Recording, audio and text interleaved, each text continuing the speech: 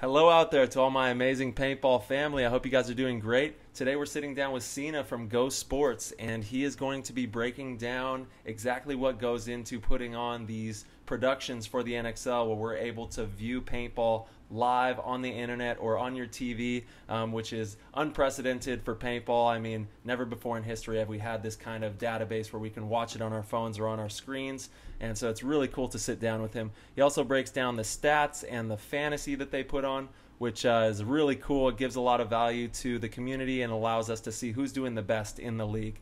And as well, he is also breaking down the new 1 versus 1 format that they're debuting this week, and it's called the Ultimate Shootout. And he will be going into everything that entails and all of the juicy details that go into the Ultimate Shootout. So we really hope you enjoy this show. Thank you so much for tuning in. Let's get started. That was an insane inside move by Marcelo Margot. Great communication. And the crowd starts chanting Harmon.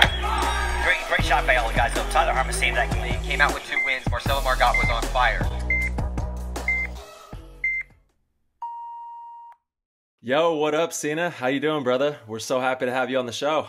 Thanks, Tyler. Good to be here, guys. Yeah, man, it's an honor. Thank you for everything you do for paintball. You really have a lot of things going and cooking, and we're excited to get into it. Let's get it. I'm nervous. I usually am on the other side of this camera, so we're going to do the White Claw Gang this event. There we go. Nice. Yeah, dude, absolutely. Let loose a little bit, open up. You are always behind the camera, which is why I thought it was going to be such a cool idea. Tyler and I were talking about kind of showcasing your history in the game, because I think we know you a little better than most. And I think it's good for people to understand, the reason you have a passion for paintball and your goals within the sport, what your vision is for the future of the game, which is so incredibly important. It's what a lot of the listeners are curious about. Everybody's invested in it, right? And you're right there on the front lines. That's a term that's being thrown around a lot now, but you are in paintball, and so it's good, man. But what have you been up to? What's going on during this time? What's happening? Well, I mean, I think a lot like everybody, we're all home and we're spinning in our ideas, and it's a good time to come up with new ones, right? Like, and put into action a lot of the stuff that we've been dreaming about and, claim we didn't have time for, like, whether it be health goals or business goals or personal goals. And the last 2 months is since Vegas, really, like, we all got home from Vegas and it was just like lockdown. Yeah. And I was sick as a dog during Vegas, by the way. During Vegas, I was like, I have Corona. Yeah, I remember that, actually. Remember? You went to the hospital. Oh, my God. Yeah. I literally was like coughing and fever and throat, and it was just disgusting. I was terrible. Whoa. And I got home and I was like, no one come near me. I'm going to lock myself in my room. Yeah. I was just like, just no one, like no one. And I mean, I'm okay. Everything's fine. But thank God. Yeah, it's been crazy, but yeah, man, we're all just chilling at home, trying to come up with new stuff. We got a couple stuff cooking, I'm sure we'll talk about. Yeah. But I mean, just like the pros, like, we also are super passionate about paintball. We love watching it, and we want to get out there and play and watch. And it's been just a lot of coming up with ideas to keep ourselves busy. Absolutely. Yeah. I mean, sorry, go ahead, Ty. Can you give us a little backstory on GoSports and how it all came to fruition, and how we're sitting here talking to you now about it? Yeah, you want how far back do we go? Real quick. I think first, though, let's start with you as a player, because that's how you got into the game, right? Like, you were telling me earlier, Division IV All-Star, won the World Cup, which is fantastic. I remember that feeling. So let's dive into that, and then that segues into GoSports. That's how everything come to fruition, which is how it starts for everybody in paintball. So many paintball business owners, they started as players, right? That's how we kick it off. People truly have a passion for the game. So how'd you get into paintball? What'd you get to, as far as competing, and how did that all come about? I'll keep it brief. My story is I went to a birthday party, fell in love with paintball, just like most people, and I bought a gun and I was just playing a bunch and went to local fields. And ultimately, my brother and I together, my younger brother, Omid, and I got into it, and we started playing competitively, playing local stuff. And Omid and I have a total like impulse behavior when it comes to passions. Like we were like all about it. So ultimately, long story short, we played a bunch of Division 4 stuff. We went to PSP at the time, and we played on a team called Texas Phenomenon. And in Texas, we were running a racket. Like we were running a racket. Like I went like you have like the Avalanche days, you know, where they were just and the Impact was running a racket, Dynasty was running a racket. On the Divisions 4 scale, we were terrorizing in Texas. It was so unfair. To this day, Greg Pauly, AC Dallas, Greg Pauly hates me because of how much we shit on Nathan Roberts and the AC Dallas guys and all the like we just beat the shit out of those guys. Yeah. Anyway, so and they never beat us. So wow. But that was like my Division 4 heydays, and like Omid went pro playing for Texas Storm. Nice.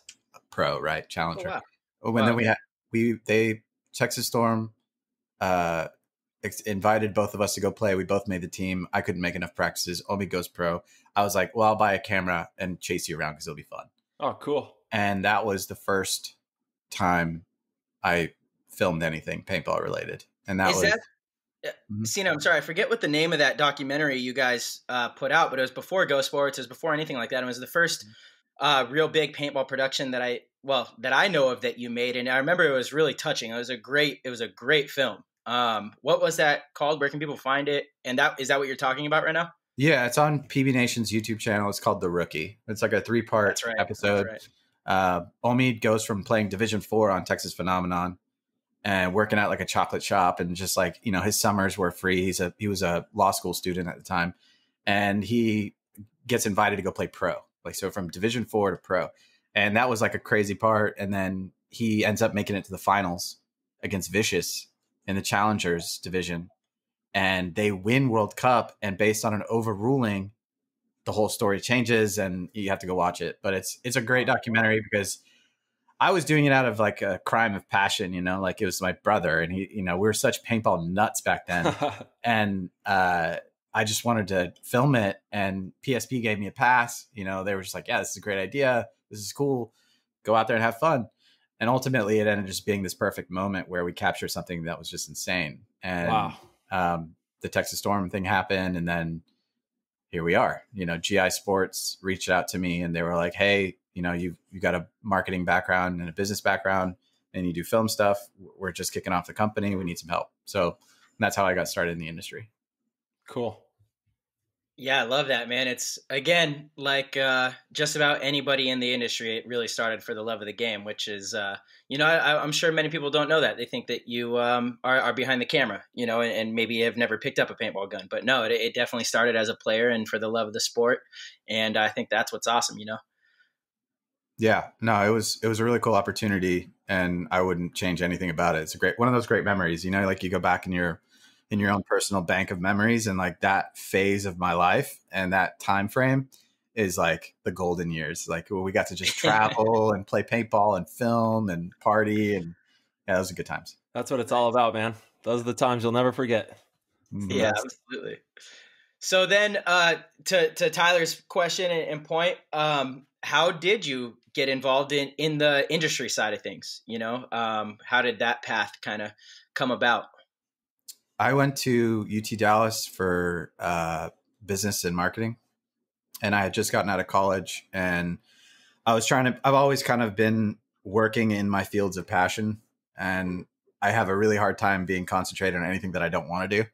So I was really dedicated to this. I was like, I think I can bring something new and refreshing to paintball at a time where it was very monotonous and everything was very much on repeat.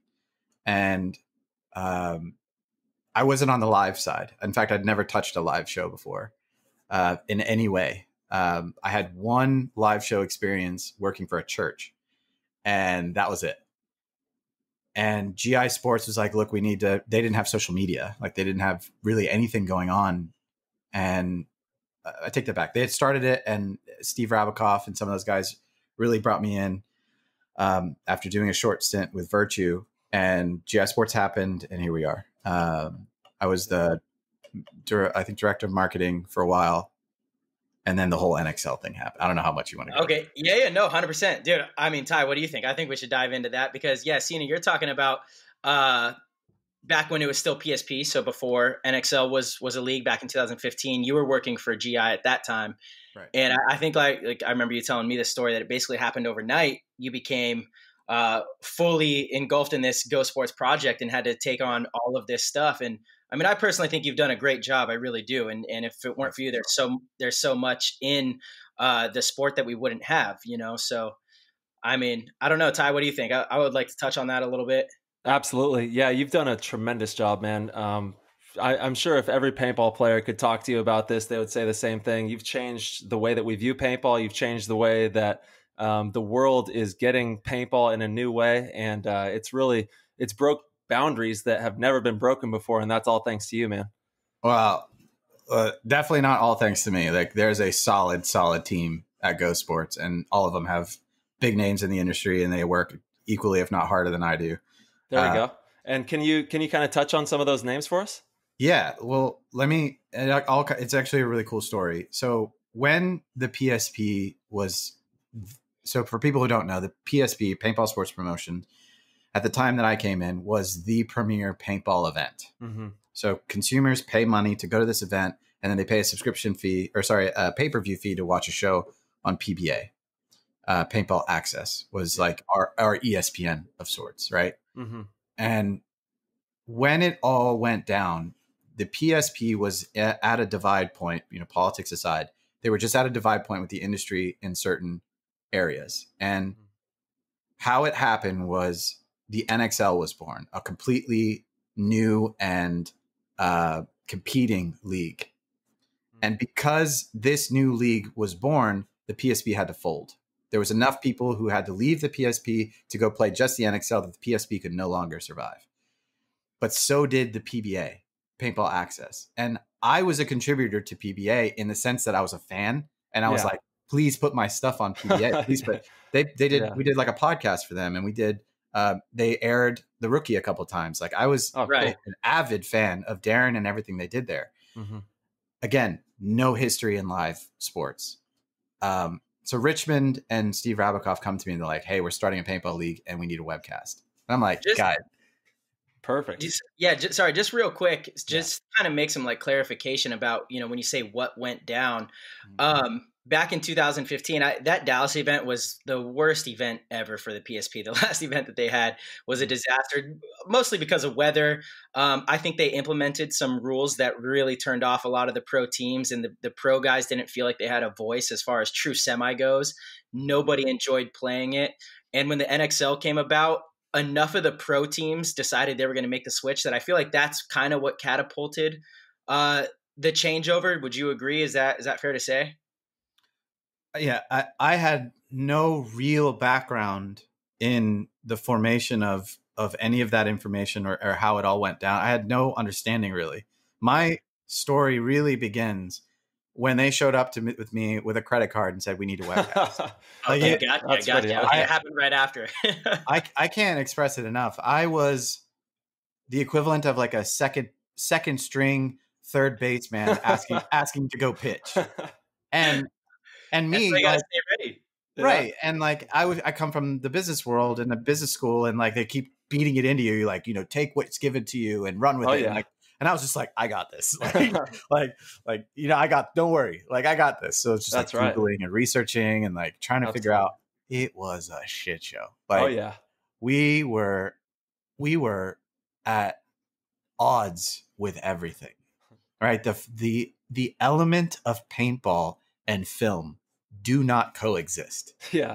They don't want to coexist. Film and paintball are so hard to make it work technically, right? Like we all know it has huge capture moments, but it was so difficult in so many ways. And it took us a year or two to really figure out like what the hell goes where.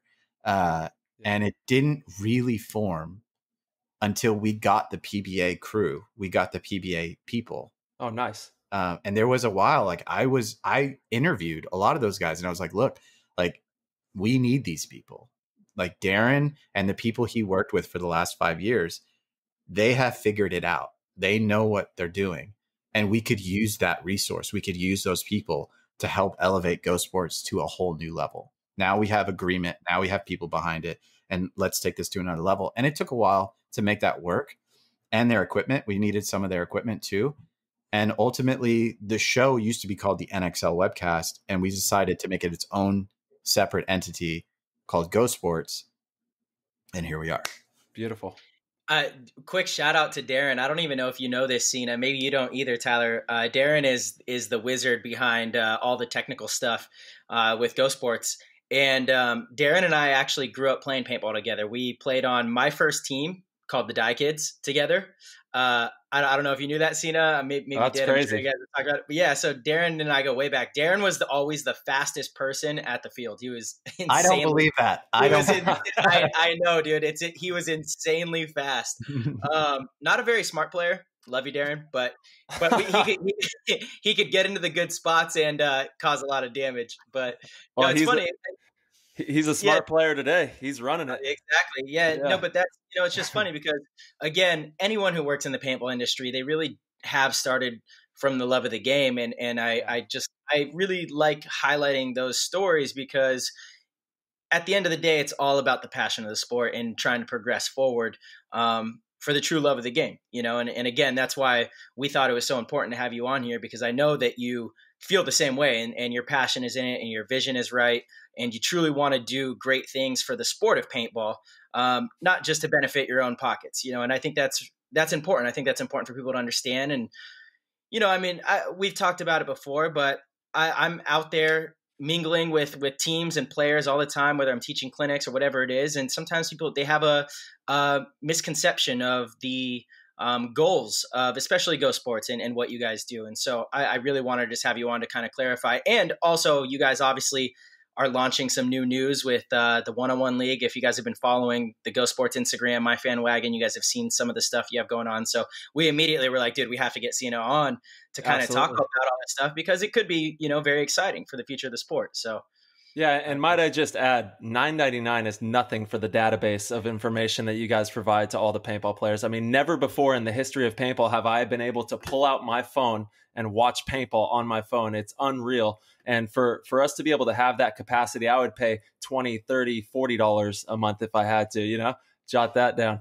I have two accounts. I have one personal account and one that I share with friends, family, whoever that want to watch. So yeah, I pay for two accounts every event for the last couple of years, and I gladly will support the show and what Absolutely. you guys do because it's a foundation. It's like a building block of what we're trying to do. We all need to pull together. And again, I mean, look, I understand some people can't afford certain things. I get that, but almost everybody has 10, 15, 20 bucks a month to, don't have a couple beers. We talked about this before, Ty. Yeah. We haven't released the episode yet, but it's one about making your way up through the ranks and making sacrifices. Yeah. So that's how I look at it. I'm happy to support. I think you guys are doing a good job. And most importantly to me, actually, is that you guys are always trying to find new and better ways to film the events. Like most notably at the Las Vegas Open, that camera, the cable cam was so sick, dude. The cable cam is awesome. And, we know that that's not cheap. That's not an easy thing to do. That's a major feature in a lot of professional sports. And so for you guys to bring that on board, you guys had to go above and beyond for that. And, a lot of people out there, they just expect those things. They expect, well, hey, you guys are like the big leading guys. You guys should 100% do this for us. Like, why wouldn't you do this for us? But they don't understand. It's not really like that. I actually think Marky did a good job touching on that as well. A lot of people have this misconception that the top companies and professional players aren't hurting during this time, or that we have so much money it's pouring out of our ears and our mouths. But that's not the case in paintball. It's a very modest salary for 98% of people in the business, maybe even a higher percentage, to be honest. And so it does come from passion. And so for you guys to always be making steps forward is big, and we thank you. Absolutely. Yeah, talk to us about this cable cam. How did that all come to be? Because that thing's amazing. I think every sports producer wants a cable cam. Yeah, right? Totally. I remember in 2015 when we launched GoSports and when we launched the NXL webcast. So the year before GoSports was a thing, we were the NXL webcast. And I put out a video saying that we were going to do a cable cam. I'll never forget. It was like this interview where I had the cable cam, and I was like, look at this. It's so sweet. We're going to have it zipping over and like getting all the sweet, you know, NFL angles. Yeah. Boy, was I wrong. Like it is a nightmare. Like that thing, the technology at the time, even 5 years ago, has completely changed. Yeah. And what we could do with a cable cam then and now is completely changed. And it costs money to run. It's expensive. And it's, imagine like paintballs are flying all over the place, bouncing off bunkers. And okay, your cable cam just got hit. Like who's going to run out and clean it? Because there's a match going on. And like, so there's a lot of technical issues, and it never got done. And Darren was just like, woke up one day and he was just like, we're doing a cable cam. Like we're doing it. And I was like, okay, like, heck yeah, go for it. So like we had to sacrifice a camera. It's really hard to tell, but we sacrificed a whole camera at the last event, a camera guy. Yeah. And Arthur was manning it Arthur was one of our producers and camera guys. He's like a wizard as well in his own right. Nice. And he managed the whole thing with Darren's help, and they championed it. It just happened. And out of the, like, it's never happens, by the way, in paintball. Like never does something new come to paintball and it work right. Like even from like loaders and guns and paint and like fabrication, like whatever, this thing just worked. We put it up, it had a couple of little flaws, and then it just worked. It worked great, man. It looked so good at the last event. The angles that you guys were getting, and just the ability to have this thing sweeping over the field and catching everything was amazing. It was really cool. Yeah, it was really something cool to see, you know, it all unfold. And I think that goes to the spirit of what we're trying to do in paintball as a whole, is that everybody wants to progress.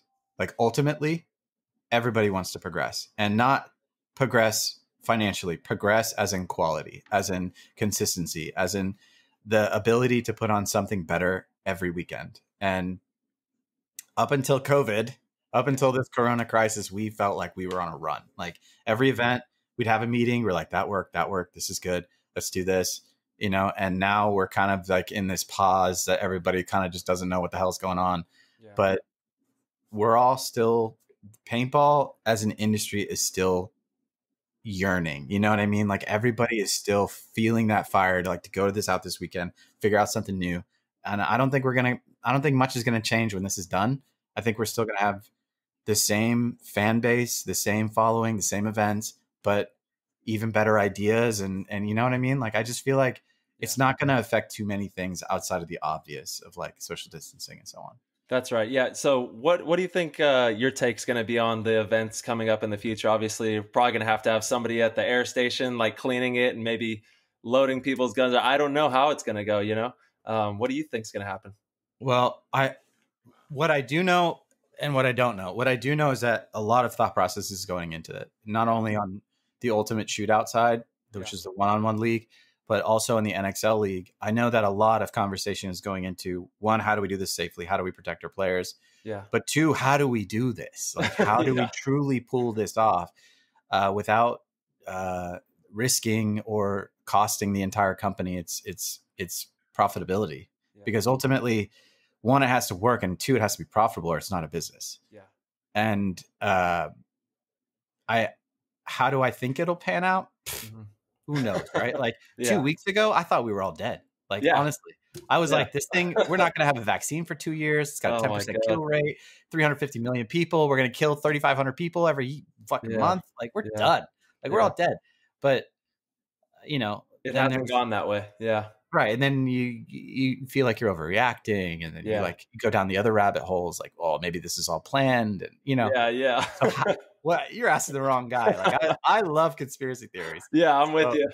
So I'm into them too. They're fun to entertain, but you got to be very wary and cautious of them at the same time. Absolutely. It's a delicate thing there. There's a lot going on, and all we can really say is that we just have to take all precautions we can to be the safest we can when we enter back into this. And I know those will be implemented properly, because the NXL does a great job, and GoSports as well, on everything they do. So we'll just, take it as it comes, I guess. Yeah. Ultimately, there's the right minds who are working on it are working on it. And I know Yeah. legal is involved, and there are government contacts involved, and they're going to find a way to make it work. Absolutely. I think the time frames are the biggest questions, is Yeah. like, how quickly can we do this? And Mhm. when will people have money to travel? And when will the industry be able to manufacture the things we need to bring a sport back to life, right? Like, we're not basketball. We don't need a hoop and a court. We need manufactured goods that have a shelf life. Mhm. And we need people to fly, and we need product, and we need a lot of things to make these things happen. And that's the big concern. Mhm. And that's why we at GoSports said, we can't wait. Like, we have to do something in the meantime. What I can we love do? that. I love that you guys are attacking it, man. That's exactly right. And that's what you have to do, right? I mean, you can't sit back and wait for these things to be X factors and not know what's going on. You've got to attack it. And that's the right way to go about it. Yeah, I think there was definitely two folds even within GoSports. It was, maybe we do wait, right? I think a lot of businesses are like, well, let's just wait it out. We'll be all right. Let's just wait. It'll blow over. Yeah. We'll be fine. And then there was another field that was like, we have to change what we're doing. We have to innovate or die, right? Like, that is a common phrase in business, is that either we need to innovate who we are, what we're doing, or we need to understand that we have a timeline and it's a sinking ship. So not to sound dire, because it's not. We have a very strong fan base, and honestly, the subscriptions have been healthy. And in the sense that we believe the product we're putting out service that bridge, right? It allowed for our consumers to have something to watch and trust that we're going to continue to put content out that's of quality. Yeah. And that goes to that testament of the team that we were talking about earlier. The Darren, Arthur, Maddie, Steve, Richmond, like the people behind the product are truly wanting to put quality out and not just crap. And I think that's been one of the reasons why we've been okay. Like, we've been okay. You guys couldn't have a better team, man. All those guys are just rock solid, and you guys have the greatest team. So it's no wonder that you guys are so successful. Even now, I'm probably watching more paintball now than I was like during the season, you know, because I'm just like hungry to watch video.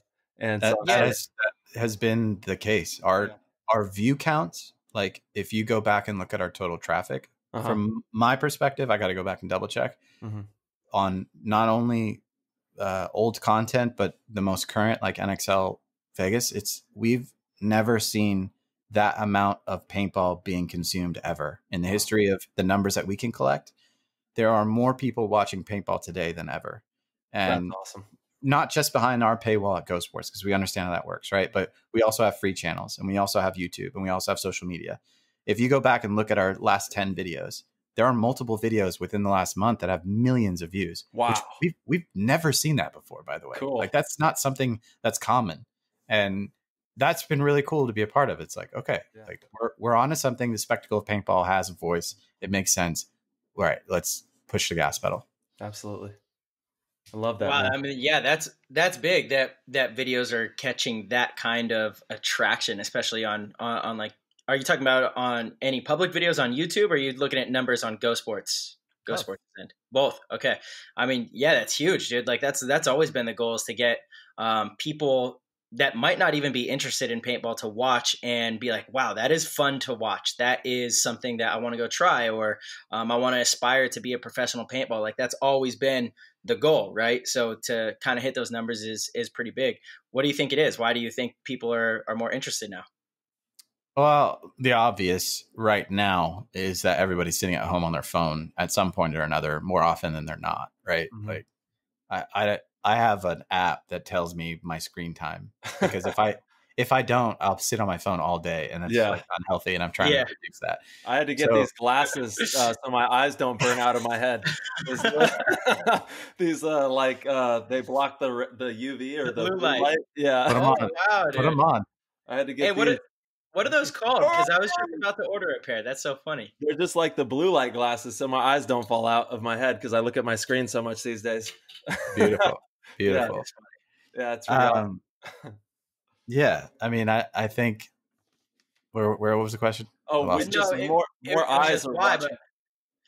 But it's like this time, right? Which is the perfect time to attack and give people more paintball content, which is, again, like a month and a half ago, I reached out to you, Sina. I was like, dude, contact all of your contacts in any of the big major sports production things and try to get professional games showcased, give them the matches and see if they'll air them. We kind of had a brief conversation, but I know you've been working kind of relentlessly at doing that, and yeah. And you're talking about the ESPN combo that happened on social media. People were tagging me and like, hey, get this on ESPN. Yeah. There's a lot of there. What I can say about that is they have seen it. They've looked at it. They are very, very much so interested. And it's on what? They've looked at what? Well, they asked us for a couple things. Like when ESPN, like a major producer, goes to any smaller industry and they say, we're interested in featuring your content. One, they're interested in owning it. And that's an issue for our business, right? Like we don't make money on you owning our content. So we have to make that work. At the same time, we want paintball to see more eyes because that benefits us for sure. So the conversation was very much so, well, what could you give us? What could we look at? And ultimately, after all the conversations, it definitely turned into an agreement point where we were like, let's find a way to make this work. And then Corona happened. So to a deeper extent, because at first we were like, okay, everybody stay home. And then it was like, don't leave your house. Yeah. But there is a bridge. There is a conversation happening. There is even not just with us, with the industry as a whole. And ESPN very much so is interested, not just on the NXL level, but also on the Ultimate Shootout level. Absolutely. One-on-one level. And I have some birds that have told me over the last few years that there's you have ESPN that has their eyes, and also some big companies as well that are in the background that have had their eyes on paintball for a while. And I think that with people like you and organizations like GoSports and all the hard work that you guys do, that it's not far off from being there if it's done right. Absolutely. Yeah, I don't think that this is going to turn into a waterfall effect. No, like it did in 2000, whatever. It was before my time, but there was definitely a bubble, right? And a lot of that was self-driven in the sense that there was a lot of investor dollars. It was a lot of within industry dollars that promoted paintball, and then it depleted itself. What we're doing now is we're working on consistency. We're working on making something that's sustainable. And that goes to stats, that goes to fantasy, that goes to the show itself, that goes to the league. We have to do something that's going to be on for the next 10 years. And we're self-sustainable. And the good news in that is that it's working, and that every year we've grown on all sides, whether that be player numbers, viewership numbers, sponsorship dollars. Every year we've seen a pattern of growth.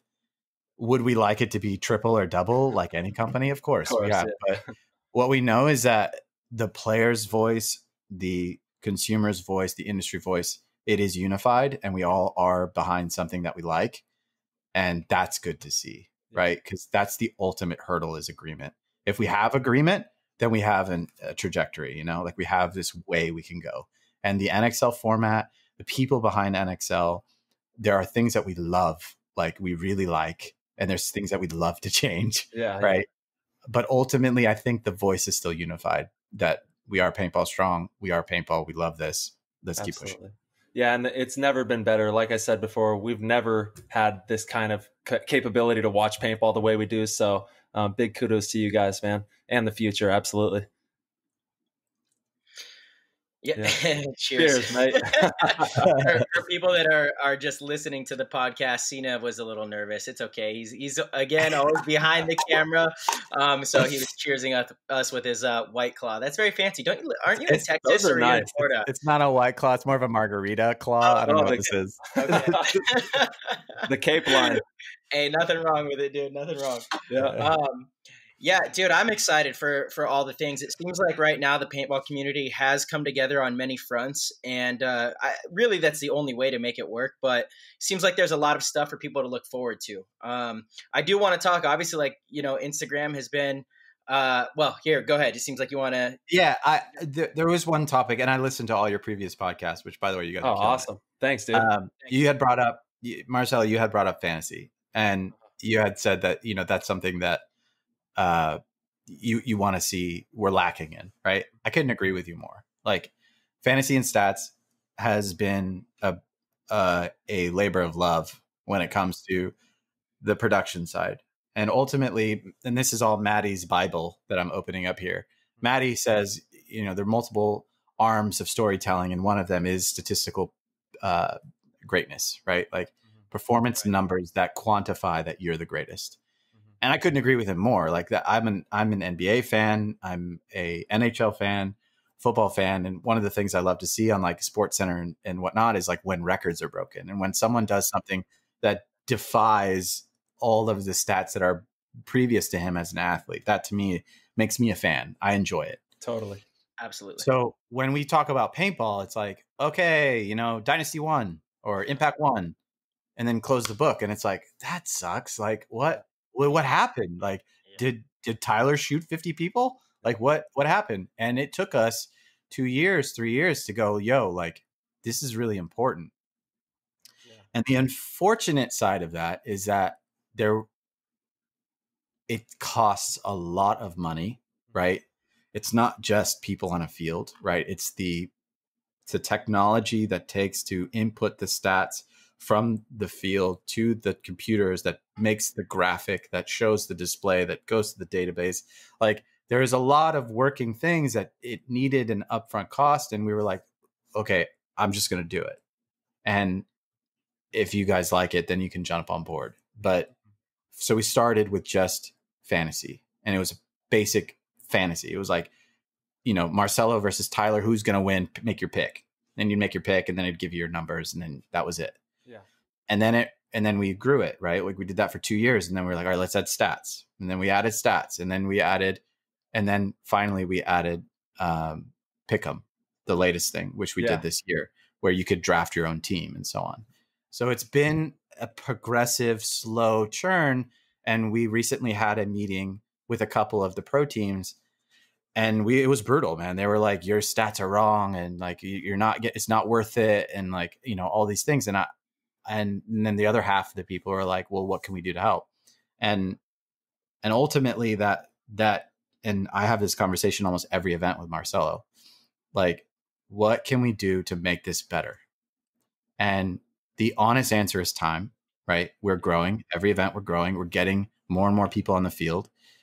But ultimately, it's telling an accurate story based on the stats that we can collect. There is a deficiency, right? Like we're not going to collect every single kill. And we're not going to collect every single points played because of the dynamics of split deck and how fast it is. We're going to screw up. But it's telling a story enough to where we can confirm, some sort of basis of moving forward and give the commentator something to talk about and be able to look back on our 2019 stats. And honestly, I really feel like we could do a trivia right now, and I can ask you guys, who do you think the top killer was from each team? And you would be accurate. Like it told an accurate story based on the deficiencies of the model. Mm-hmm. But how do we make it better? Yeah. And that's kind of where we're thinking, without just opening up a checkbook and being like, here's $1 million, figure it out. Right. Yeah. Marcelo, you wanted to say? Yeah.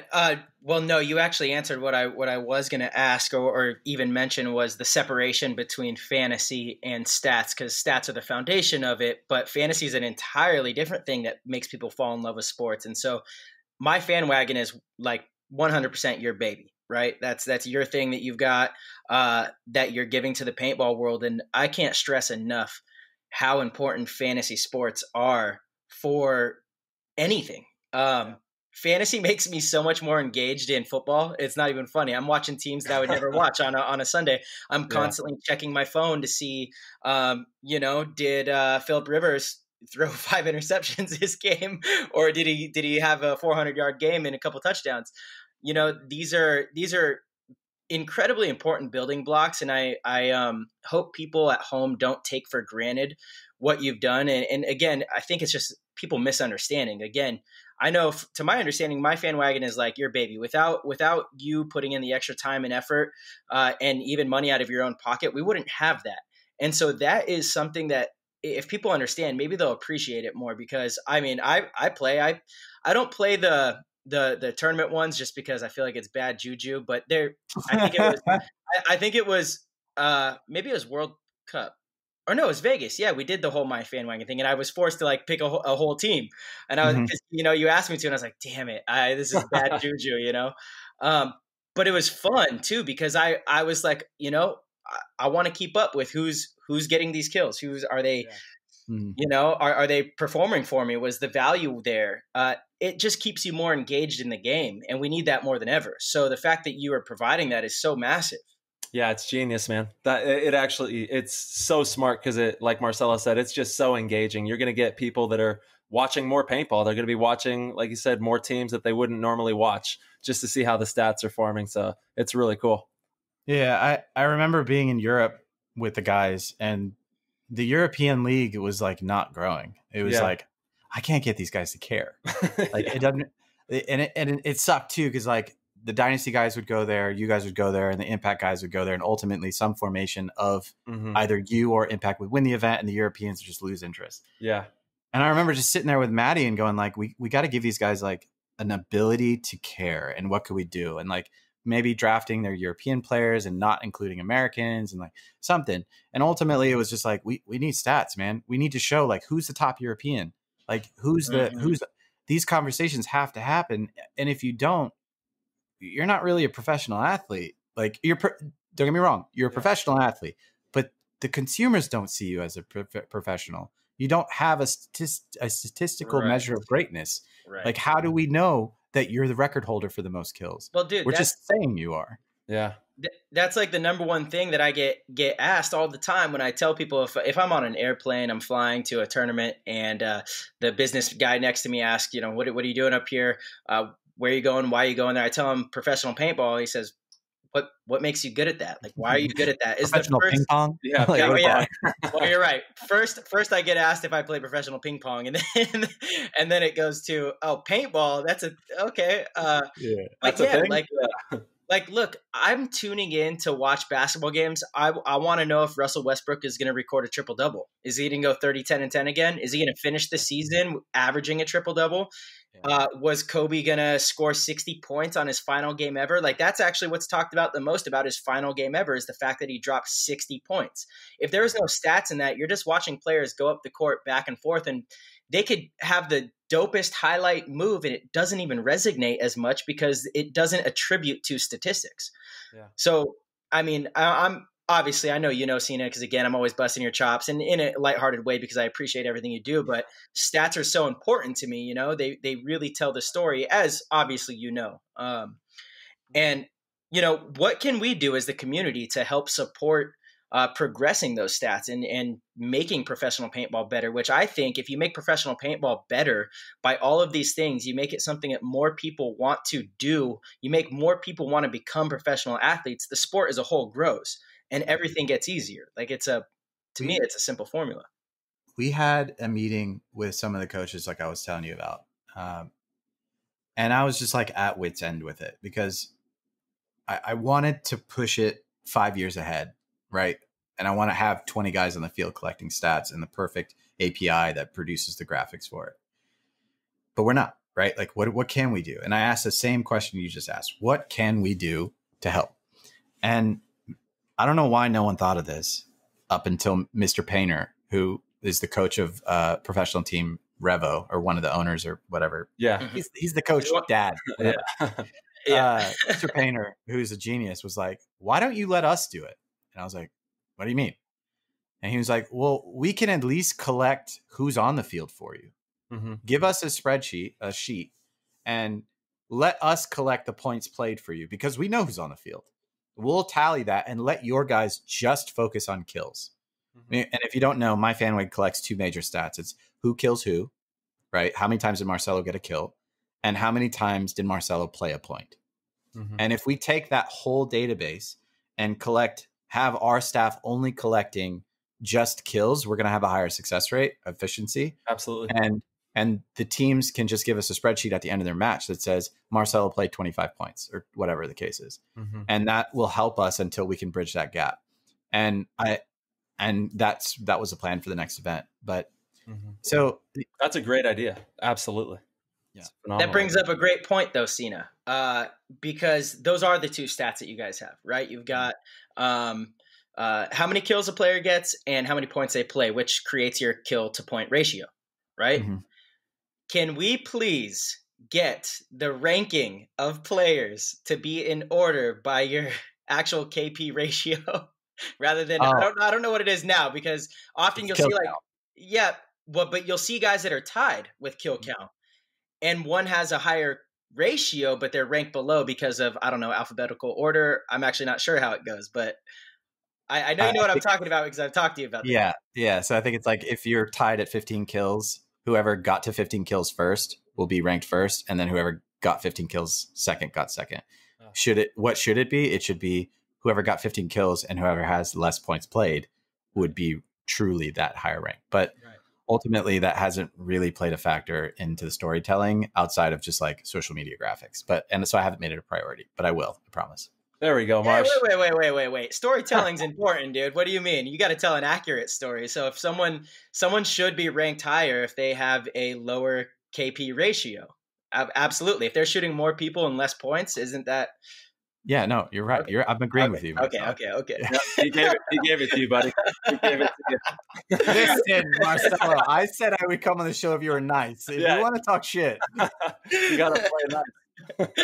No, Sina, like I said, man, I appreciate you so much because I do know if someone without your passion wasn't in your seat, we might not have any of those stats. And it truly does mean a lot to me. But I'm going to bust your chops always, just like you do to me. Tell me, like, what was that? You played horrible, whatever. So, yeah. Dude.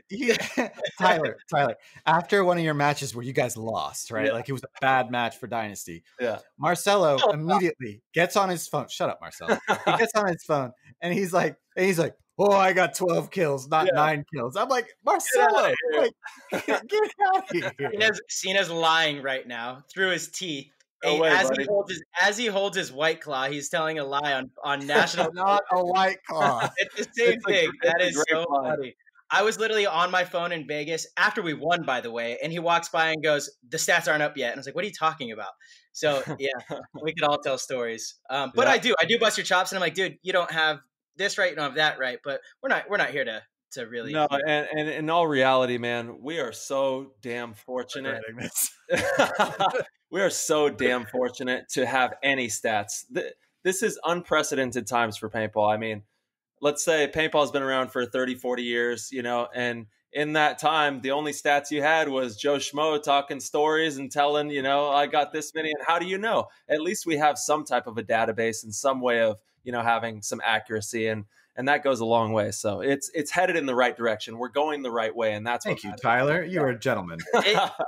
It is going in the right direction, but let's also talk about how hard it is to collect stats, especially like if you're not a front player, it's really hard to see some of these shots on the field. You have so much paint flying at once. How can you really confirm a kill? Which is why I know, Sina, you always bring it back. It's confirmed kills as it should be. You can't be out there just trying to manipulate certain things. But how hard is it to keep stats on paintball?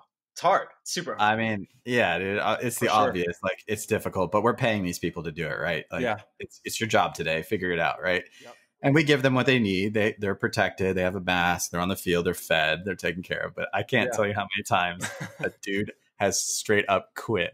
Like, he'll come in. It's the funniest thing, and I'll be like, all right, thank you for being here. Here's a jersey. Food will be at 12. Just this is what you need to do, blah, blah, blah. And not but 2 games in, he's like, Sina, I don't want to do this. And what's the reasoning? Is it because he's getting shot to pieces or what? Oh, yeah. They're just getting torched, man. Like the referees out there, God bless them. Dude. They know, right? Like, they know. And I'll be like, okay, you could stand behind here. Or like you got this area, like you'll be all right. Like, you get shot a couple times. This poor guy, worn out, just worn out. Like, I swear they get shot more than you guys do. And for sure, yeah. But some of them, like, I can't remember. It was a team that did World Cup last year. Like, just troopers. Yeah. Like, they'll just go out there and they'll just be like, I got this for paintball. Hell yeah, paintball, baby. Let's go. I got this. And they'll go out there, just down a Red Bull, just get torched, and he's like, Tyler Harmon, number 9, 10 kills. Yeah, give them to me, baby. Yeah. And then I call in and say, you missed my 3 kills. Yeah. Well, we all know you don't shoot anyone. Yeah, so let's be real. It's all actually Tyler. There it is. Okay, so really what it comes down to though is money. It does at the end of the day, because if you had more money to pay those guys, they'd be more committed and you could keep the same guys around that understand the game. I think that's a big part of it too. You get people that might be, they're doing it for the love of the game, but they might not know the game as well as, if you have a consistent crew that you can have on payroll and you have more than 2 or 3 guys, you have 8 or 9 guys, it becomes a lot easier, right? But that's a financial thing. You need to be in position to be able to do that. Well, the most important thing, and this goes back to the business model of it, right?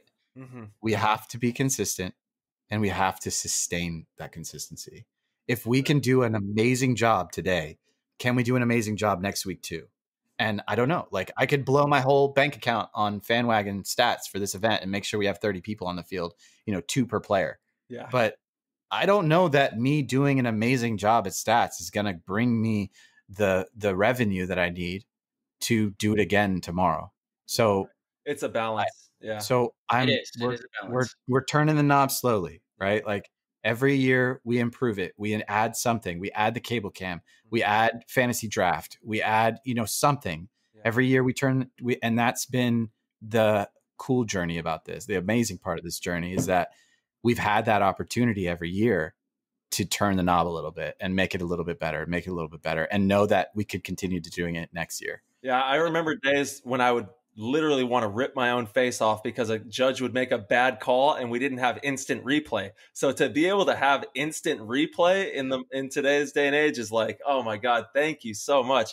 Because there are so many times in the past where people would get kicked out of tournaments or this, that, or the other would go the wrong way. And now we have the capability to fix those things, which is awesome, man. So huge. And that's, believe it or not, that's actually completely on the onus of NXL. Oh, they came to us and said, how can we make this a reality? Cool. What amount of dollars does the refs need as a budget to get instant replay access and have that ability to scroll? And, and that was not a GoSports. I mean, it was a GoSports thing in the sense that we helped make it happen. Totally. But that was truly on the onus of the NXL saying, we want to make a better platform for the players. Beautiful. What do we need to do? Love that. Yeah. Yeah, I think that's an important thing for people to realize too, is that the NXL and the GoSports are 2 separate things. And you guys are trying to showcase professional paintball, and the NXL is running a league. And I think they're doing a great job. I think you guys are doing a great job. But sometimes there's a little bit of conflict there because sometimes what might be best for the show isn't best for a league as a whole. And you're kind of trying to coincide. But I think you guys are doing really the best that you can. But I want to go back to actually the stats. Cause Vegas, being able to pick your players and create a team is so cool. I truly, I hope that that's here to stay. I hope that's not something that's going to go away, because that is, I know, again, we talk about it, any sports, I play fantasy. It just makes me so much more engaged. So if I create a fantasy team and I have, a player on Dynasty, player on Impact, player on Damage, player from Infamous, I'm going to tune in and want to watch those games. So if I'm betting with my friends, if I'm just trying to have fun with it, whatever it is, like I want to see if my guys are performing, So is that something that people can count on moving forward, Sina?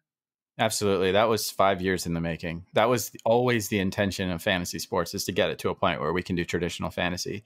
And it took us doing fantasy pick'em, right? Pick a team. Yeah. And then it took us incorporating the database of stats and having a way to monetize stats, right? Like, how do you monetize numbers? Well, we had to be able to make graphics, and the graphics have logos. Then we had to show that it's a profitable marketplace for people to put their branding on. And then, some amazing companies got behind it, and like DLX, like HK Army, GI Sports, MacDev, huge. These guys got behind it, and I'm sure there's more, and I'm totally fumbling. And if I forgot, I'm sorry. But these guys got behind it and helped make those things happen. And from that, we continue to grow it. And fantasy pick'em and fantasy draft are going to stay in paintball, not only for the NXL, but also for other formats like divisional events and the new thing, Ultimate Shootout. Beautiful. Yeah. So I kind of want to just talk about the elephant in the room. Obviously, you've got a new baby that you debuted on the internet. It's all over Instagram. How did you guys come up with this? And was it created just so that it could be something that's digestible for the eye for a big company like ESPN? How did this all come to fruition? So there was a conversation well before my time and it included Darren and Maddie, and they created a whole pitch model. So this goes back 10 years, and it included the conversation of just that. Mm-hmm. How can we showcase paintball? Yeah. And is the current format we're playing the right format to showcase paintball? If you had someone in the room that had $1 billion and said, I want to invest in paintball, what do you want to do? Yep. And would you show them the NXL? Would you show them, any other format? What would you do? Would you show them 7-man, 10-man, the stuff in the woods? What would you show them? Mm-hmm. And we looked at it, and ultimately from the research that we've seen and the trends that of attention span and how sports are going now and how numbers work within sports, mm-hmm. we found that the focal point needs to be so minute and it needs to be so focused. Yeah. That, and because you only have such a short window of attention span, we're talking 8 seconds is the average attention span on the internet. Wow. What can we do? And you and I both know how the dynamics of 5-man paintball works. Is you have to first have an understanding of paintball before you can appreciate it. That's right. And then you can, and now there is spectacles that happen, right? There are car crashes and there are bunkerings and amazing snapshots that happen that people want to see in slow motion that tell the story of greatness. But mm-hmm. more often than not, you have to wait for that moment. Yeah. And what we found was one-on-ones was the way to go because it's always a spectacle. Yeah. When you have 2 people butting heads on a small field layout and they're just constantly locked into that gun battle, mm-hmm. the cameras can capture it so perfectly. And from what we've learned from the NXL years and from everything that we've progressed, remember turning that knob. Now let's take that knob and let's apply it to something that we know can constantly create that spectacle that we're talking about. Mm-hmm. There went the idea. And this was before COVID. This was before the last 3 months. Yeah. Because ultimately, GoSports is applying a service to the NXL. Yeah. Right? Like we are not doing our own show. GoSports is not a part of the NXL. NXL does not own GoSports. Mm-hmm. We are servicing a need for the NXL's desire to have a live broadcast. Yep. And that gives us very limited reach into the rule book, right? Mm-hmm. They have their concerns of profitability and their things they need to stay sustainable, mm-hmm.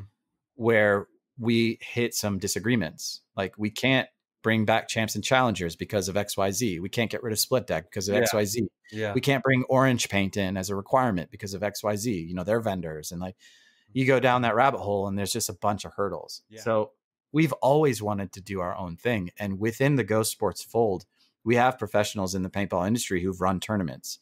Steve Rabikoff is a big part of GoSports, mm-hmm. and he's run the US XBL, which is a local divisional paintball team. But he's been running professional paintball events for years. Oh, yeah. We could come up with something without jeopardizing our relationship with NXL. What can we do? Mm-hmm. So he said, go to a paintball field. AC Dallas is going to be waiting for you. Come up with something great, right? like literally that's how the conversation went. It was like, they're going to sit there for 2 days and you guys just come up with a show format. Yeah. And Greg Pauly, Gel, Tim Land, the whole AC Dallas team that was local to Dallas met up with me a month ago. And they were just like, here's a palette of paint, like figure it out. And here's 10 buzzers and here's bunkers. And we went to Paintball Fit out in Waxahachie, Texas. And they were just like, you have the day, like figure out a cool format. Yeah. And we did everything. Like we did hiding paint behind bunkers. We did every format of the gun. Yeah. We did 10 buzzers, 0 buzzers. Mm-hmm. We did start in a bunker versus starting box. We did everything you can think of. Kill streaks, semi-automatic, true automatic. You get to pick mode, right? Like you get a grenade.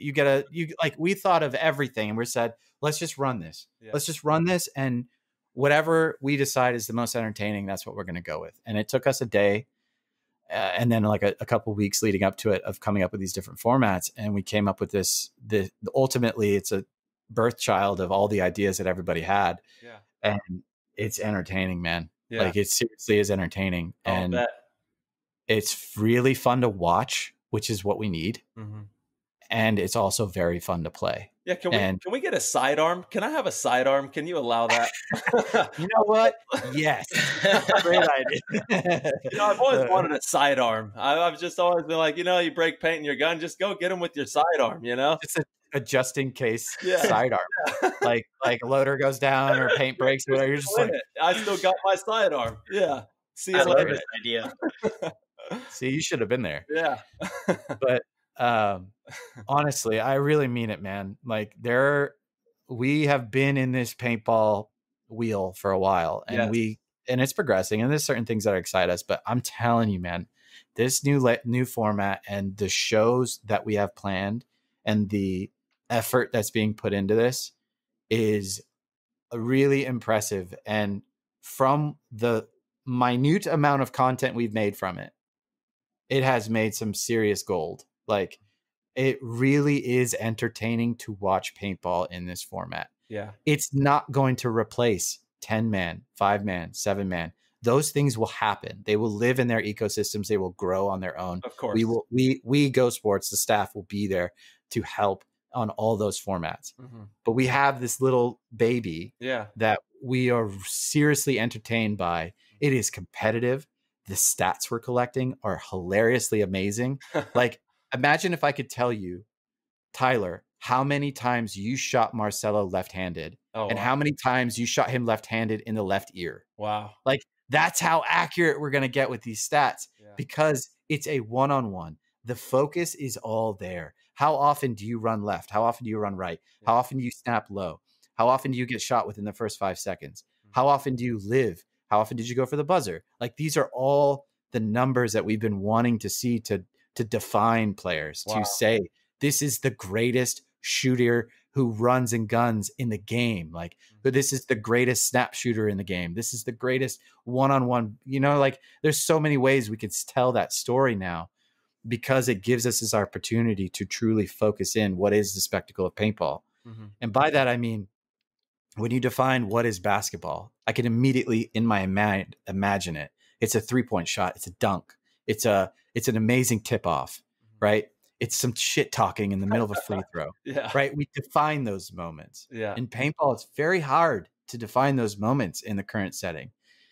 But with this new mold, with this new model, and with the production background we have in the team in GoSports, dude, I haven't been this excited about anything in paintball since Omid's documentary, my brother's documentary. Yeah. Seriously, I have not been this excited about it. Yeah, huge to the point where your brother, man, that's awesome. His story, that's amazing. Yeah, and I'm really excited. May 30th is our first episode on GoSports.com. Shout out. Yeah, absolutely. Yeah, I do think it's important to recognize that it's not to replace the current format. And I've been talking about this for so long that I think there's so many styles of paintball that can work. And the more, the better. I think we have a beautiful game that is fun in many ways. Like, most of us started in the woods playing scenario paintball, and that's what hooked us. That's what was amazing. And then we progressed to tournament paintball, and it's definitely no secret. One-on-one paintball has always, I remember going to lunch with Matty Marshall back, 2012, 2013, him and I really started connecting, and he started mentoring me in many parts of life, but we would obviously always have conversation about paintball and the future of the sport. And one-on-ones are the easiest way to really showcase and like broadcast someone's skills. You can sell it like a fight. Tyler, you actually have been involved. Brandon Short has a similar thing going on with Pro Tour. You are waiting. You're waiting to see. And so it's one-on-ones are amazing, but it is important to me, at least, that it doesn't completely replace 5-on-5. And that might be selfish. I get it. I do think one-on-ones, and I want to get more into like your format, Sina, because I think your format is super unique and it sounds awesome. I think it is like a really fun thing that I believe when I saw part of it, I'm like, damn, this could catch by the general public, people that don't understand paintball.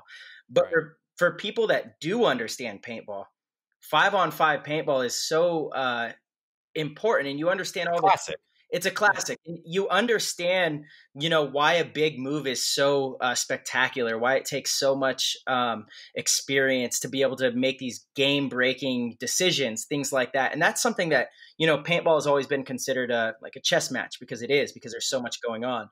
So it is not to replace it, but it sure as hell could be exciting and draw attention from, if that's like the first part of paintball people see, someone that has never seen paintball before, they get excited about that. Then maybe they go and try to find a team and play in 5-on-5 paintball. I think it grows the sport in its entirety, you know, and I think that's like a huge point in what it could do. Yeah. Yeah. You're absolutely right, Marcelo. There's no world where that would help. Like, if we ever created a format that replaced the NXL, that would hurt us the most. Yeah.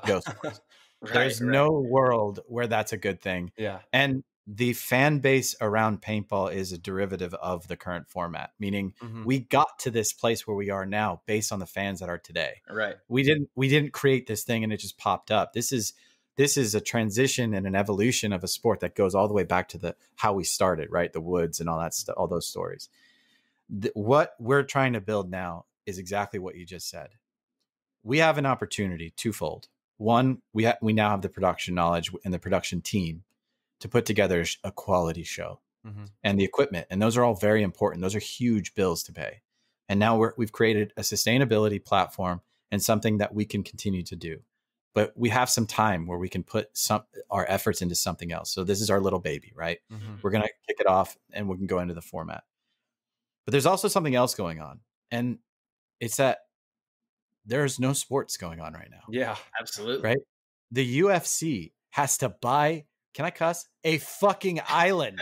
They have to buy a fucking island to have UFC right now. Wow. Serious, that's a true story. They have to go no. buy an island to have fights. Dude, we have an opportunity as paintball, as an industry, to create content where there are more eyes than ever for us to capture. Absolutely. This is our moment. Like, this is the time where we need to go full gas throttle, make something that we know is exciting. And dude, I can't tell you how many, I'll tell you, every point, somebody is literally one-handed shooting, diving for a buzzer while dodging paint like the Matrix, like while trying to get a point to keep the spread from losing the match. Every single point is like that, Marcelo. I'm telling you, I'm sitting there watching this like this, like, holy shit, this is gold. Yeah. And then they get off the field and they're both mic'd up and they're like, nice shot, asshole. And the other guy's like, yeah, you're never going to do that again. You know, like talking shit and like, and it's just, it is so good. Can you explain a little bit of the format and like what it's like so people can understand? Yeah. So super simple. First to 20 points, right? So we're a points-based system, no time. Your gun is at 13.3 BPS, so slightly faster than the NXL, which created a more entertaining shooting. Like, you want to hear the gun. You want to feel like it's paintball. You get 1 point if I shoot you, right? An elimination is 1 point, and that's the only way to end the point. You get 3 points if you hit a buzzer. There's 3 buzzers across the middle of the field. So one in the middle, one on the snake side, one on the Dorito side. Then at the 5-second mark, right before you say go of every point, a certain buzzer will light up. One of the 3 buzzers will light up, and it'll also be called out, like position 1 or position 2. And that buzzer is now worth twice as many points. Wow. And you don't know which buzzer it is. It's 5 seconds before. So you're lining up, position 2, which is like the snake side. And then you have to immediately make a judgment reaction call to whether I want to defend it or attack it or how I want to play that buzzer. So that created some uncertainties and it broke the mold, which is what we wanted. We didn't want consistent same point action. Then it turned into a defense match where people were just chasing buzzers or just defending buzzers. So we decided we want to give value to kills. So the only other way you can get points is if you get 3 kills in a row, you get an additional 3 points. So like a kill streak award, you get 3 points. So first to 20 wins, 1 minute in between points. You have time to transition and get paint and air. And the matches around 15 to 20 minutes is what we found, which is the perfect amount of attention span for what it is. Sounds like a video game. Yeah, that's what we were going for. Yeah, it sounds like what. Me and Marcelo were just talking about this on one of our previous episodes. We're like, well, we don't know what it's going to take for paintball to work, and I was like, well, we got to do something that does work, and what does work is video games. So emulate that in some form, and it sounds like you guys are headed down that path, which is pretty interesting. So is it gonna be like a tournament, or how is it going to be run? To the point of the video game, even the camera angles were planned out like video games. Wow. Even the field layouts were planned out like video games. when you unlock a kill streak, the badge that comes up and it like formulates and everything, that came from a video game. Yeah. Like we hear you, we agree with you. Yeah. And that's definitely the way to go forward. And the reason why is it's so immediately understood. Yeah. The first person view, the audio from the players, the gun on the camera on the gun, those are things that are absolutely going to happen and are very important for the show's success. What was your question? Oh, just if it's going to be run as like a tournament with like brackets with multiple players and that kind of a thing. Yeah. So the first 2 tournaments that are scheduled and paid for and ready to go, which are going to be filmed between now and the 30th, those are tournaments, and it's immediate. What is 1 loss knockout? What's it? Single elimination. Single elimination. Yeah. Sorry, those white claws are getting to you, buddy. Get him another one. Get him another one. Single elimination. But we have some big names, and because of the dynamics of travel restrictions right now, we're restricting ourselves to local to me, which is Texas. And so we have X Factor guys, we have AC Dallas guys, we have Houston Heat guys, and then people within the vicinity. Cool. AC Diesel. Diesel guys. Yeah. I noticed we did them out in this. They were those. I don't know. I say AC, I just think of all of them as one. And we did a sample tournament, and Clint Johnson from AC Diesel won. Cool. Dude's a beast. Yeah, I'd love to see Clint Johnson versus the champ over here. Yeah, he is a beast. He's really good. Yeah. Tyler versus Clint Johnson would be a really good ultimate shootout. Anyway, so it's going to be a tournament. It's going to be what am I just chopped liver over here? You're actually terrible at paintball. Jesus, man. One-on-ones are my thing too. That's like what I'm best at. One-on-ones, I don't even make the cut. This is crazy. I'm gonna have to go over to Pro Tour. Oh. Hey, look, what they're doing at Pro Tour is amazing. It's just their thing, right? Like we like all formats of paintball. Absolutely. It's like the stuff they're doing at 10-man and everything. I think I'd love to see more footage out of Pro Tour. Totally. And the best thing for an industry, and I've said this multiple times to many people when discussing this, the best thing for an industry, especially media industries, is competition. It will drive Pro Tour to do better content. It'll drive paintball, GoSports, and Ultimate Shootout to do better content. Yeah. If they're both not competing in a sense, because they're free model and whatever, like ultimately more content is good for everyone. More fans in any genre of paintball, whether it be scenario or whatever, that bleeds into every market, whether it be gun sales, paint sales. Like there shouldn't be this feeling of angst and competition. It's really not. Yeah. I'm so happy that you said that, Sina. I think that's remarkable for you to say, as a matter of fact, because people do like to make things about competition. And me as a paintball fan, first and foremost, somebody that just loves the game, I love all kinds. I want multiple leagues. I want multiple opportunities to watch the game. I want different ways to view the game, different formats. And that's really something that I've come to understand in the last 4 or 5 years is that more is better with paintball. Before I used to think X-ball is the only way. This is the way, and anything else is just not going to be what catches on. And I was so wrong. I was so incredibly wrong. And I'm seeing that. You were like a Mandalorian. Yeah, this is the way. This is the way. But I was wrong, and I think we can maximize our viewership if we do have a bunch of different stuff that might resonate with different people in a way, And absolutely. Yeah, so I'm pumped to have multiple leagues going, multiple people supporting these things. I'm pumped for both. I can't wait to see what you've got going on. We've already seen obviously what Brandon does with Pro Tour. I think it's amazing, but seeing your stuff as well, it looks very exciting, dude. It really truly looks exciting. Yeah, honestly, like collaborating between the two would be so fun. Like take our champ. I'm using quote fingers. Yeah.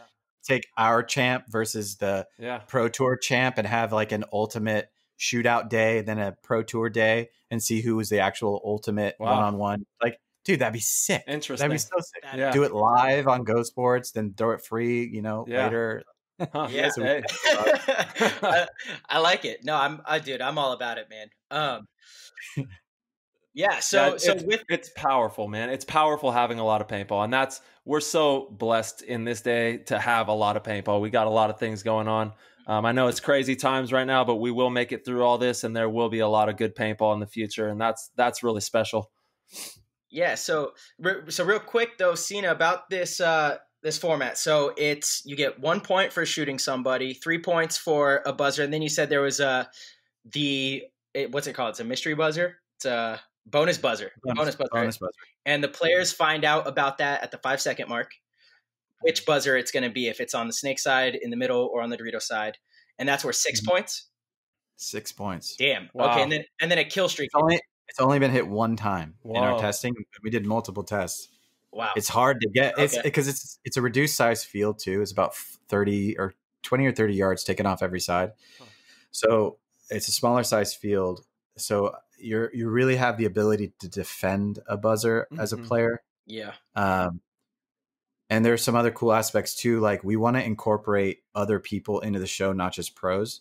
Obviously, like B, C, A-list celebrities would be great to have. Oh yeah. Firemen versus police officer. Like, there's tons of ideas of how we can incorporate other pockets of communities into it. Like a biker gang guy versus the cyclist. Hey, like I'll get Waka Flocka out there. We'll get him running around for you. Dude, that would be unbelievable. Yeah. So like, there's tons of like ways like we could incorporate more people into this, because it's a less amount of people, higher focus. But yeah, man, I'm just stoked about it. The other way that we want to bring people in, and I think this is a great idea, is we do regional events. We partner with fields, and we've already talked to a couple in San Diego, Florida, and Texas. And we do it's an open event. You know, pay your entry fee, pay for your paintballs, come play event. But whoever wins that event gets on the show. So like, you get to compete against Marcelo, and you'll probably win, but then you'll pay Tyler. Yeah. And then you'll lose. But this is crazy, man. This is crazy. Dude, just simmering. He's simmering. Marcel, have you told anyone the story about our bet in Europe? Are you talking about how much money you owe me? Oh no, I haven't. This is some bullshit. This is number one bullshit. That's not true. Listen, just so everybody knows, Sina still owes from 2018. He owes me 35 euros. 35 euros, because he lost every single bet that he made in one day. And he has the audacity to come and tell me that I'm bad at making bets. It's unreal. It's unreal. No, Marcel. I did not say you're bad at making. Marcel, please don't word this wrong. I never said you're bad at anything besides paintball. Damn it, dude, hang it up. Why do you think we started a podcast, man? I'm putting the gun on the wall. Yeah, dude, hang it up. Oh man, that's funny. That's good stuff, man. Listen, we're gonna segue real quick to this, because we should tell that bet. That bet was really funny. I'm gonna let you tell the story, but it was a fantastic bet. Yeah, I'll keep it short. So we're in Europe and we're having a good time. You know, I think you guys had just finished playing, and I was taking a break. So we were sitting on the sidelines watching Impact play. You usually don't work much. You usually are just sitting on the sidelines. Yeah. That's correct. I was wearing sweats and drinking White Claws. So Dave Baines has the coach for Edmonton Impact has this uncanny ability to pace like back and forth across the entire sideline of the paintball field. Like over the line that you're allowed to. Yeah. So the pro coach, the pro refs, like literally like you're spray painting lines to try and get him to stop, and like putting up barriers. And like, he's just still like pacing. Yeah. So Marcelo's like, let's put a line and let's put like a $20 bill on it, or like $30 or whatever it was. And if he passes it, you win. And if he doesn't pass it, I win, or like whatever the bet was. And the whole game, Dave and he didn't know, like there was this like point where he couldn't cross. We put a stick. And put a stick in the ground. We didn't watch a moment of the game. We were just like, "Oh, is he gonna pass it?" And like every time he'd like creep up next to it, and he'd like yell at a ref, and then come back, and like keep getting really close to it, and then finally he just completely crushed it and crossed it. And I'm pretty sure I won that. And keep in mind, this is like the line that we put was well past the line that he was allowed to be over. Oh yeah, it was like 10 yards. It was like 10 yards. But that's the beast man. The beast man does what he wants, baby. True. Yeah. Beast man. Man, I'm excited about this. It does sound like there's good things happening for paintball. It sounds like all the people in charge and the ones running the show are definitely hard at work right now, trying to make sure we have some exciting stuff to look forward to. Yeah. I feel like this could be huge. You said there was going to be 2 events, Sina. You mentioned one in one in Dallas, and where's the one after that before May 30th? Well, we're completely building out the facility now. Like it's literally going to be our field. Whoa. And like we've invested quite a bit of money into building out the scrim, the bunkers, the banners. Cool. I'll give you guys a sneak peek of the 3D model, but it's pretty cool. It's like, again, it's designed to be a showcase. Okay. Wow. Like we know how to entertain the paintball community. Yeah. Right. Like but we want to entertain more than that. We have the opportunity now to capture more audience than ever. And not all of our content, as it's ever, is going to be completely behind the paywall. Mm-hmm. Just like ESPN Plus and Netflix and so on, some of our content is going to be free. Mm-hmm. And that's going to give us the ability to kind of push that trajectory forward of this new voice of paintball, not by replacing anything else that we love. We'll still be there, but this is something new. The arena is being built now. It's going to be done in a week or two. We're going to go do some sample shoots over the next couple of weeks, and you'll start to see that on social media. Cool. The event that we already filmed, that was just basically like cell phones and like my one camera and like just me out there, like chasing the guys and coming up with the rules. Mm-hmm. That match, that tournament series was all the AC Dallas and AC Diesel guys. That content will start to come out pretty soon. And then the 2 events that are being filmed between now and the 27th, so the next 2 or 3 weeks, are featuring most of the X Factor guys, most of the AC Dallas guys, and the AC Diesel guys. Cool. And then we're in the talks with some players to see if they can travel. I know Marcelo is looking at flights and stuff, trying to get him down. Yeah. Tyler, obviously, we'd love to have you guys. Like, we want everybody to be involved, obviously, but it's a matter of the current situation. Yeah. And is the field layout going to change, or is it like a set field? No, it's going to change. Okay. Just like we do NXL announcements, we're going to do them. We're going to try it, right? Like, let's see what works and what doesn't. I think people really like field announcements. Mm-hmm. I think planning and strategizing around a field is something that brings a lot of interaction, whether it be negative or positive. It's just interaction that keeps the juices flowing in between the lead up of the event. And that's something that, whether it changes the dynamic of the play style in a good or bad way, it's outweighed by the amount of interaction that is around the discussion of a field layout. And that's why we decided to do a unique field layout. There's a single bunker set that we'll announce pretty soon so that fields can purchase it and they can be a part of the growth of Ultimate Shootout if they want. Cool. And host like their own regional events and so on, so that they can run tournaments and eventually come and compete against the pros. Beautiful. Yeah, man. Well, God, man, you've really broken a lot of news here, and we're really grateful to have heard all this. It's really, really mind-blowing stuff that we're talking about here. It's crazy. Yeah, dude, I'm stoked. I really am. And Marcelo knows this. Like, I can be kind of pessimistic when it comes to paintball. You're giddy right now. You're giddy like a little girl. Yeah. Like, you know why? Like, we have been doing this paintball thing for a while. Yeah. And I feel like I'm not okay with 5-10% growth. Like, I'm not okay with that. Like, let's do something that's going to get us on the ESPN. And then when Marcelo calls me and bitches for an hour, at least I could be like, look, we did something awesome. And these stats are right. You know, mother effer, these are right here. Yeah. Like, hey, man, I'm just trying to make you better, Sina. That's all I'm trying to do. I'm trying to bring the best out of you. I want to keep you on your toes. I want to make sure that you wake up in the morning and are a good role model for your family, for the people around you. You're like a really good older sister. I'll take it, man. My older sister is fantastic. Yeah, Marcelo, he is the best older sister I've ever had too. You're the best little sister I've ever had. There, oh, thanks, baby. You're coming out to stay with me in a couple of days, dude. It's gonna be great. Yeah, we're gonna have some fun, man. Do a lot more brainstorming on the show and get things cooking for sure. But no, thanks for having me on, guys. Yeah, I was gonna I didn't blow it. No, you're the best, dude. You're great. Awesome.